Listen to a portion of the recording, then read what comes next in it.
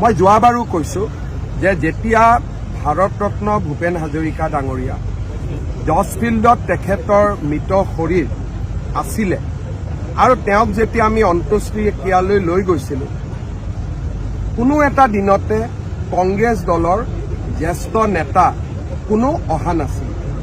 তাৰ পিছত তেওঁলোক নিজৰাপাৰত গৈ ভূপেন হাজৰিকাক সম্বৰ্ধনা জনাইছিলে, শ্ৰদ্ধাঞ্জলি জনাইছিলে। কিন্তু জৰ্জ ফিল্ডত 3টা দিন থকা অৱস্থাত কংগ্ৰেছৰ কোনো সৰ্বভাৰতীয় নেতা তেতিয়া অহা নাছিল। মই তেতিয়া কংগ্ৰেছত আছিলোঁ, আমি খুব দুখ পাইছিলোঁ, কাৰণ মানুহেও আমাক সুধি আছিলে। 28 দিনৰ পিছত জুবিন গাৰ্গক শ্ৰদ্ধাঞ্জলি জনাবলৈ তেওঁ সময় পাইছে। যদিও আমি কওঁ যে 28 দিন বহুত দিন হ'ল, তথাপিতো মই তেওঁৰ অসম ভ্ৰমণক আদৰণি জনাইছোঁ। দুৰুস্থ দেৰিকৈ হ'লেও তেওঁ আহিছে। গতিকে এই ভ্ৰমণক লৈ মই কোনো ৰাজনৈতিক কথা ক'ব খোজা নাই। যিহেতু আমাৰ প্ৰাণৰ শিল্পীগৰাকীক তেওঁ শ্ৰদ্ধাঞ্জলি জনাবলৈ আহিছে, তেওঁৰ এই অসম ভ্ৰমণক মই আদৰণি জনাইছোঁ।